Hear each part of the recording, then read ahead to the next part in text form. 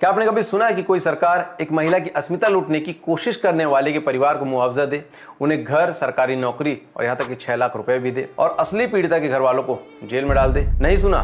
तो झारखंड आइए, जहां कांग्रेस के साथी हेमंत सोरेन ने यह कारनामा कर दिखाया है। 8 मई झारखंड के बोकारो का कटरू खुट्टा गांव, एक महिला तालाब में नहा रही थी, तभी वहां पहुंचता है अब्दुल कलाम उर्फ मानू, जो कि एक शटरिंग मजदूर था। एफआईआर में लिखा है कि उसने महिला को पीछे से दबोचा, पटक कर बलात्कार करने की कोशिश की। महिला ने शोर मचाया तो गांव वाले दौड़े, अब्दुल को पकड़ा गया और पेड़ से बांध दिया गया। भीड़ ने पीटा भी, पुलिस आई, अस्पताल ले गई, लेकिन तब तक उसकी मौत हो चुकी थी। और अब यहां से शुरू होते असली खेल। अब्दुल का चाचा एफआईआर में कहता है कि उसका भतीजा मानसिक रूप से बीमार था। सरकार ने तुरंत कार्रवाई की, मॉब लिंचिंग का केस बना दिया गया और फिर जो शुरू हुआ वो सुनकर आप सन्न रह जाएंगे।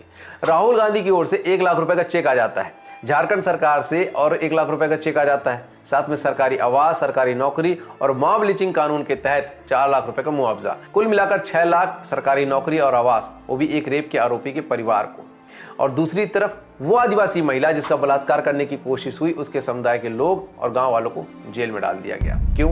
क्योंकि उन्होंने अपनी बहन, अपनी बेटी, अपनी पत्नी की रक्षा करने की कोशिश की, क्योंकि उन्होंने आरोपी को भागने नहीं दिया, या फिर इसलिए क्योंकि वो गरीब आदिवासी है और अब्दुल एक विशेष समुदाय से आता है। आज सोशल मीडिया पर बैठा सदाब आफरीन और फिरोज नाइक जैसे कट्टर इस्लामिक गैंग अब्दुल को मेहनती, मासूम, मानसिक रूप से कमजोर बताकर झारखंड के मूल निवासियों को आतंकवादी बोल रहे हैं, क्योंकि उन्होंने एक दरिंदे से अपनी बहन की रक्षा करने की कोशिश की।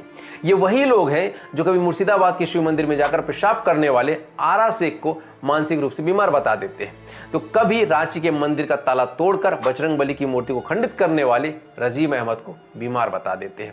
और ऐसे 1-2 नहीं, बल्कि 16 केसेस की लिस्ट है मेरे पास, जहां पर ये लोग मानसिक बीमारी की आड़ में इनके कारनामों पर पर्दा डालने का काम करते आ रहे हैं, जिसे आप स्क्रीन पॉज करके पढ़ सकते हैं या फिर लिंक बायो में चेक कर सकते हैं। और अब ये तो एक पैटर्न बन गया है कि मुस्लिम अगर अपराधी है और भीड़ के द्वारा पकड़ा जाता है या फिर मारा जाता है तो उसे मानसिक बीमार बताकर मॉब लिंचिंग का केस बना दो। बाकी सेकुलर सरकारें तो है ही अपने वोट बैंक को मुआवजा देने के लिए, और पीड़िता अगर आदिवासी है, गरीब है, तो उसके लिए ना तो इंसाफ है और ना ही आवाज। इसलिए मैं आप लोगों से पूछना चाहता हूं कि क्या इस देश में इंसाफ अब मजहब देखकर मिलेगा? क्या एक आरोपी का मजहब एक आदिवासी महिला की अस्मिता से बड़ा हो गया है? और अगर ये सवाल आपको झकझोरता है तो इस वीडियो को शेयर कीजिए ताकि असली न्याय के ठेकेदारों से सवाल पूछा जा सके। जय हिंद।